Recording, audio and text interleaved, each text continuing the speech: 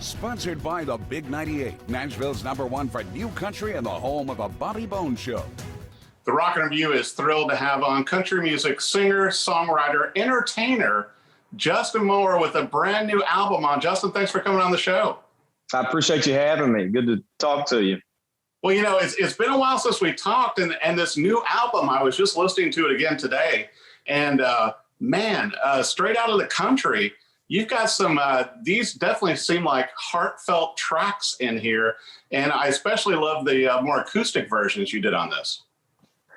Yeah, you know, that's something we've never really done on any project before, and that wasn't necessarily by design that it took this long to do those, but I thought it was pretty neat to add a little different flavor in there for folks. You know, this is our, I don't know, 6th album, 7th album, something like that. And to, you know, give the fans something a little different. And obviously artists, with the way that our industry has changed from technology, we're all kind of searching for what the perfect way to get new music out is. And Right. So I think we're all just trying to provide as much, you know, content and as different of content as we can for folks. So I'm excited for people to hear it. Well, you know, I found it interesting too, Justin, that the title track is really rocking with, you know, you got the distorted guitars and everything. I can definitely see you performing that live. And then several of the other tracks, which I love the lyrics, but it seems like also you can just like be on the stage, you know, by yourself with an acoustic guitar performing these, and then the band's taking a break.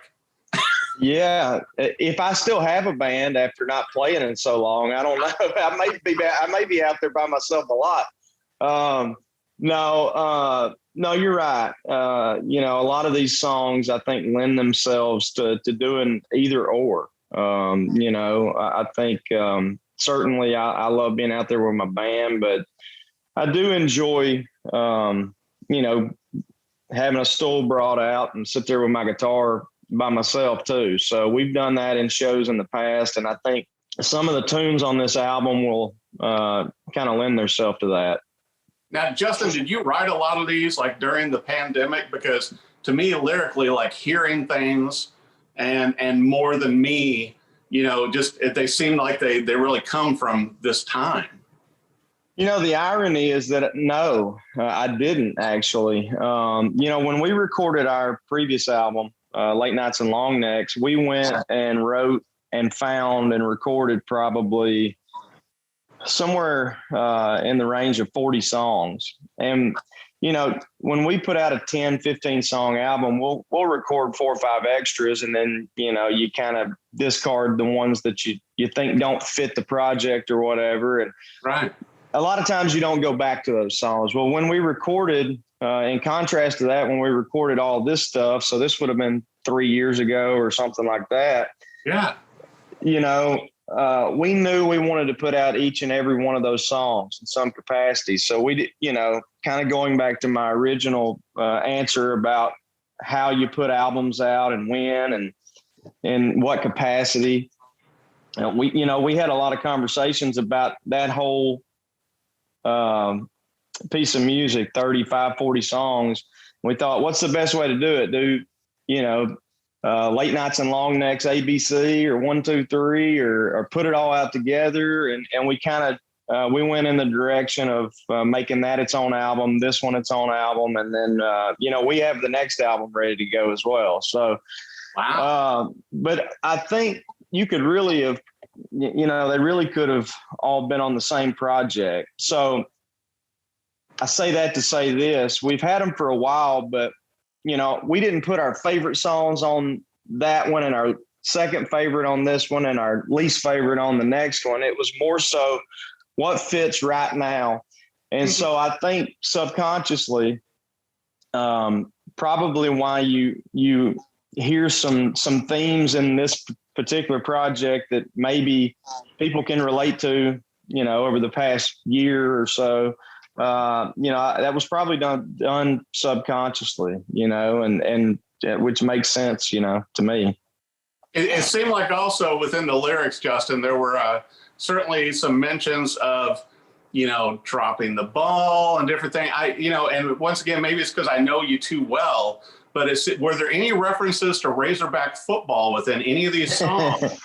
I'm just saying, you're oh man, the coach, you go to the games, you're a huge fan, you've got a Razorback helmet in your room. I just wondered if there was any correlations. Once again, maybe subconsciously, Justin. No dropping the ball stuff. We only won 3 games last year, but we were much improved, and that was an all SEC schedule. And then, the SEC office didn't do us any favors when, our 2 additional East opponents were Georgia and Florida. But no, Coach Pittman is a great friend of mine. Me and I have been friends for, 7-8 years now, and he's doing a really good job. He inherited a really difficult, just a mess, to be honest with you. I will say the one song that I'm kind of ticked off I didn't get to record is Stapleton's Arkansas. I'm thinking, man, Chris, throw me a bone, man. You got to give me that song. I'm showing it right here. I got the helmets. Come on, man. Well, I wanted to bring up also, your Ryman album that you came out with. You had a few big name guests on that, and and I know how much you love playing here in Nashville, and you always sell out. And but what was it like doing that album with those big names like Ricky Skaggs and everybody? It was a really special night. We've done the Ryman a ton of times with the Opry and different charitable events and those type of things. And it's always special to get to play that building. But it was, and we've played Nashville a ton for, CMA Fest and the different festivals and all these types of things. But that was actually the first time we had ever brought our tour through Nashville, which is just kind of odd, to be honest with you, in my career. And to get to do it at the Ryman, it sell out. It was really a special evening. It was my mom's birthday, which was cool. Wow. And then, so as far as the album goes, I had just told my team, hey, why don't we just record this just in case it comes out really good? And maybe that's something we can use later on, whether it be, content online or whether it become an album or whatever. And we got it back, and it was the first time we had ever played the songs correctly, I think, in our career. We were stunned by it. So, no, it came out really good. It was a really tight show. And so we decided to put that out, and we were kind of glad we had it in our hip pocket because we put it out right at near the beginning of the pandemic, in the first few months or whatever. But in addition to all of those reasons why it was special, certainly our friends that came out and guests that came out, you mentioned Ricky Skaggs. He's been an icon in this business town, et cetera, for so long, and just a guy who's supremely talented and represents country music in such a great fashion, and just a class act. And he happens to be my drummer's uncle. So that's kind of how we pulled that off. So, well, and it's just such an incredible album listening to that also, Justin. I want to make sure that our viewers know, it's like, if you missed it during last year's pandemic, go back and find that one also. Yeah. Because it's a nice pairing with your new album, Straight Outta the Country. And I got to bring this up too. I got to brag on you some. Because you won't do it. Well, my wife ain't going to do it, so I'm here for it. You've achieved, platinum and gold albums. You've had so many hits on Billboard, and sometimes the industry tries to pigeonhole you as traditional country. But I'd also like to point out that the song and the video that you did with Motley Crue, Home Sweet Home, has over 6 million views. And so What was it like, working with Vince Neil and having the whole band there? And this video is still getting views. And the song just holds up so well with your band and with Vince.